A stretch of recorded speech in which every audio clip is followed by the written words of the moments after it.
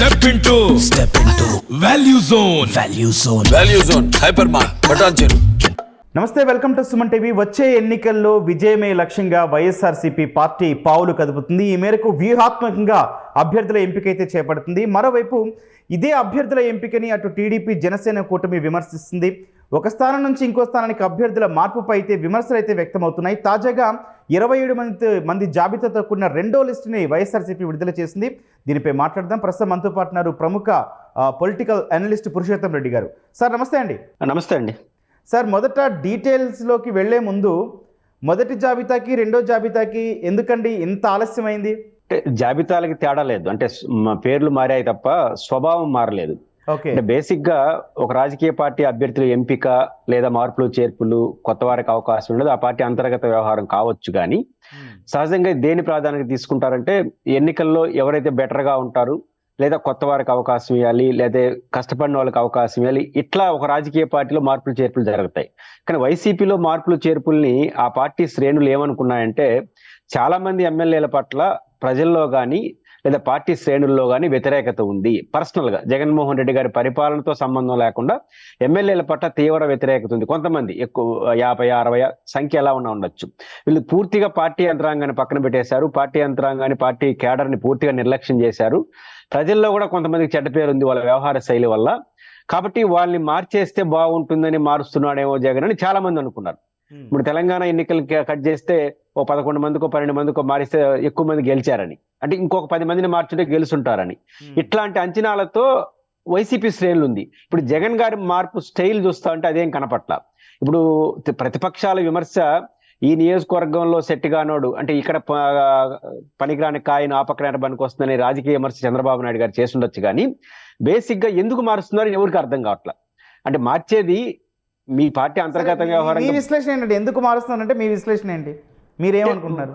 First నేను కూడా అనుకున్నది ఏంటంటే, జగన్మోహన్ రెడ్డి గారి పరిపాలన స్టైల్లో గ్రామ సచివాలయాలు, గ్రామ వాలంటీర్లు, సచివాలయ సిబ్బంది వచ్చిన తర్వాత నేరుగా లబ్ధిదారుల ఎంపికలో కానీ పారదర్శకంగా చేయడం కోసం పార్టీ యంత్రాంగాన్ని నేను పక్కన పెట్టాడు. అది మంచి రిజల్ట్స్ ఇచ్చింది, ఎటువంటి విమర్శలు లేవు. సంక్షేమ పథకాలు కానీ ఇళ్ల పట్టాల విషయంలో ఇదే ఎమ్మెల్యేలని కొంత అధికారానికి దూరం చేసింది. కానీ ఎమ్మెల్యేలు ఏం చేసినారు, చాలా మంది చెప్పుకోదగ్గ 40, 50, 60, 70 సంఖ్య ఎలా ఉన్నా వేరే పనిలో బిజీ అయిపోయినారు. పార్టీని వదిలేసినారు, మనకు ప్రభుత్వానికి సంబంధం లేదని. ప్రజల్ని ఇబ్బంది పెట్టే యాక్టివిటీస్ కూడా చాలా చోట్ల, ముఖ్యంగా రెవెన్యూ, ఎంఆర్ఓ వ్యవస్థ, దీంట్లో విపరీతమైన ఆధిపత్యం ఎమ్మెల్యేలు కనపడింది. మరోవైపు పార్టీ శ్రేణులు పూర్తిగా నిర్లక్ష్యం చేశారు. దీనివల్ల ఈ వ్యతిరేకత కోసం, ఎమ్మెల్యేల పట్ల వ్యతిరేకత ఉంది కాబట్టి దానికోసం మారుస్తున్నాడేమో జగన్మోహన్ రెడ్డి నేను అనుకున్నా. కానీ ఇప్పుడు మార్పుల స్టైల్ చూస్తా. ఇప్పుడు ఉదాహరణకు గుంటూరు జిల్లా ఉందండి, చిలకలూరుపేట నుంచి మంత్రి గారిని గుంటూరు వెస్ట్కో మార్చిన పరిస్థితి. మార్చారు. ఎందుకు మార్చారో తెలియదు, లాజిక్ అర్థం కాల. ఎందుకు ఇప్పుడు చిలకలూరుపేటకి గుంటూరుకి పక్క పక్కన కవల పిల్లలాగా ఉంటాయి రెండు నియోజకవర్గాలు. ఇక్కడ కేడర్ లో వ్యతిరేకత ఉన్న మంత్రి గారికి ఆడ ఉండదా? వాళ్ళకి తెలియదా రోజువారి వ్యవహారాలు? లేదా ఇంక సామాజిక కోణం అంటే చిలకలూరుపేటలో కాపు కట్టించాడు, లేకపోతే గోదావరి జిల్లాలో ఇవ్వాలి కదా, అసలు అర్థం కావట్లేదు. కాబట్టి ఈ మార్పులు చేర్పులు నా శ్రేణులు కూడా ఇక్కడ నియోజకవర్గం మార్చేస్తే ఈ కేడర్ సంతృప్తి పొందుతుంది, మాకు ఇబ్బంది ఉన్నామని మార్చేసినారు అని అనుకుంటారని జగన్ గారు అనుకుంటున్నారు. కానీ ఈ మార్పుల ద్వారా ఏదైతే కేడర్ ఆశించారో ఆ మార్పులు అయితే కనపడలేదు. మరి ఆ మేర ఫలితాలు వస్తాయో చూడాలి. పురుషోత్తం రెడ్డి గారు, ఒక్క మాట మాట్లాడుకుందాం. మొత్తం ఈ రెండో జాబితాలో సెంటర్ ఆఫ్ ద అట్రాక్షన్ అంటే విజయవాడ సెంట్రల్. వెల్లంపల్లి శ్రీనివాస్ని తీసుకొచ్చి ఇక్కడ పెట్టాల్సిన అవసరం ఏముందని ఇంకొక మాట కూడా గుర్తు చేయాలి మీకు.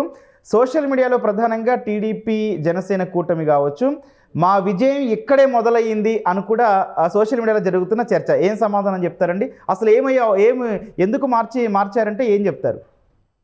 వైఎస్ఆర్సీపీ మార్పులు చేర్పులు వైసీపీ శ్రేణులు అనుకున్నట్టుగా జరగకపోవచ్చు, కానీ తెలుగుదేశాల ఆనందం మాత్రం ఎక్కువ సంక్రాంతి వరకే ఉంటుంది. ఇప్పుడు జగన్మోహన్ రెడ్డి గారిలో ఈ గొడవలన్నీ సంక్రాంతి వరకు ఉంటాయి. సంక్రాంతి నుంచి అసలు సినిమా తెలుగుదేశంలో స్టార్ట్ అవుతుంది. అప్పుడు వాళ్ళు తట్టుకోలేరు. ఎందుకంటున్నారంటే, ఇప్పుడు జగన్మోహన్ రెడ్డి గారి విమర్శ ఎందుకు వస్తున్నాయి, మార్పులు చేర్పులు స్టార్ట్ చేశాడు ఆయన. నాకు తెలిసి నాకున్న సమాచారం సంక్రాంతికి అటు ఇటు 175 ప్రకటించేస్తాడు, ఎంపీలు ప్రకటించేస్తాడు.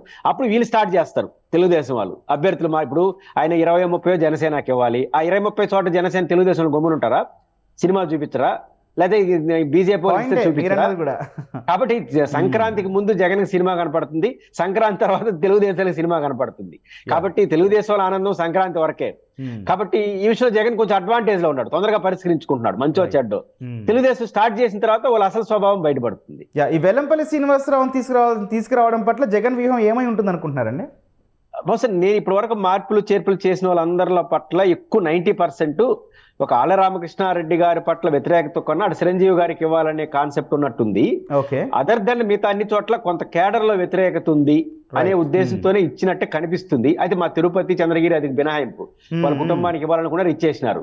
మిగిలిన అన్ని చోట్ల అట్లా కాదు, కొంత నాయకత్వంలో వ్యతిరేకత ఉన్నట్టు అనిపిస్తూ ఉంది. కాబట్టి దానికి మార్చినట్టుగా కనిపిస్తుంది. ఎల్లంపల్లి శ్రీనివాస్ గారి పట్ల ఆ వ్యతిరేకత ఆ నియోజకవర్గంలో కేడర్కి వ్యతిరేకత ఉంది కాబట్టి వాళ్ళ సంతృప్తి కోసం పక్క నియోజకవర్గాలు షిఫ్ట్ చేసినట్టుగా నాకు అనిపిస్తుంది. అయితే ఇది అనుకున్నంత ఫలితాలు ఆ పాయింట్ ఆఫ్ వ్యూలో వస్తాయని నేనైతే అనుకోను.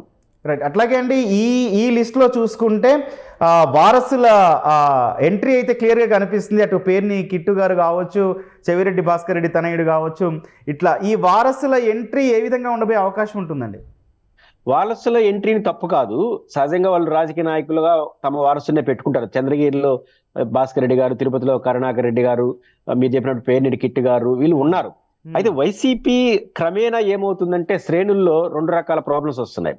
ఒకటి, ఇది Congress culture, YSR Congress party Congress culture లో సో మెనీ లీడర్షిప్ కోరుకుంటుంది. లీడర్షిప్ ముఖ్యంగా రాయలసీమ, నెల్లూరులో రెడ్డి కమ్యూనిటీ అందరూ లీడర్ గా ఉండాలని కోరుకుంటారు. జగన్మోహన్ రెడ్డి గారు మా పార్టీని నడిపే దాంట్లో ఒక్కొక్క నియోజకవర్గాలకు కొంత సామంత రాజుల స్వభావం ఇచ్చేస్తున్నాడు. దీన్ని క్యాస్ట్ పరంగా రెడ్లు యాక్సెప్ట్ చేయరు.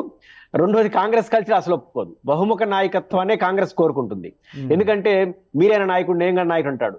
ఇది క్రమేణా పెరిగితే మాకు భవిష్యత్తు లేదేమో అనే అభిప్రాయం కానీ సెకండరీ క్యాడర్ వస్తే, తండ్రి తర్వాత కొడుకు తర్వాత కూతురు ఇవి వచ్చేసింది అనుకోండి, ఫ్యూచర్ లో ఇక్కడ భవిష్యత్తు లేదనుకునే సెక్షన్ ఆఫ్ పీపుల్ పక్క పార్టీని చూసే అవకాశం కూడా ఉంటుంది. అది 24లో కనిపిస్తుందా, 29లో కనిపిస్తుందా నాకు తెలియదు. కానీ ఈ తరహా ట్రెండ్ అనేది వైసీపీ సాఫీగా నడవడానికి ఉపయోగపడుతుంది అనుకోని, వారసులు అంటే ఇంకా వాళ్ళ పార్టీలో వాళ్ళ నాయకుడు మా వారసుని పెట్టాలనుకుంటారు కాబట్టి పెట్టే అవకాశాలు కనిపిస్తాయి. ప్రజలు ఆమోదిస్తే ఎవరు మాత్రం వ్యతిరేకిస్తారు చెప్పండి? ప్రజలు జగన్మోహన్ రెడ్డి ప్రజల కోసం చేయట్లేదు. ప్రజల ఓట్లు 40% ఉంటాయి. 1%, 2%, 3% పార్టీ కేడర్ కూడా చేస్తుంది కదా. పార్టీ యంత్రాంగం చేయకపోతే ఏం చేస్తారు? ఇప్పుడు ఎమ్మెల్సీ ఎన్నికలు ఎందుకు ఓడిపోయారు? పార్టీ యంత్రాంగం ఇంట్లో పనుకునింది కాబట్టి ఓడిపోయినారు. లేకపోతే ఎందుకు ఓడిపోవాలి? రేపు అట్లాంటి పని, ఇప్పుడు మీకు ఈ 5,000 ఓట్లు తేడాతో 40-50 సీట్లు తెలుగుదేశం ఓడిపోయింది. ఇక్కడ కేడర్ పాత్ర పనిచేయదా? కాబట్టి భారీ మెజారిటీ ఉన్న చోట వేరు, మిగతా చోట పరిస్థితి ఏంది అనేది ప్రశ్న. రైట్. ఇది మొత్తంగా సంక్రాంతి తర్వాత జగన్ అసలు సినిమా అయితే మొదలు పెట్టబోతున్నాడు. ఇప్పటి వరకు 2 జాబితాలు విడుదల చేశారు. కేవలం గెలుపు గుర్రాల అన్వేషణ కోసమే ఈ మాత్రం సమయం తీసుకున్నారని చెప్పి పురుషోత్తమ్ రెడ్డి గారు విశ్లేషణ చేస్తున్నారు. మరి ముఖ్యంగా వారసుల రాక వైఎస్ఆర్సీపీ పార్టీకి లబ్ధి చేకూర్చేది కనిపిస్తుందని కూడా ఆయన చెప్తూ ఉన్నారు. Thank you.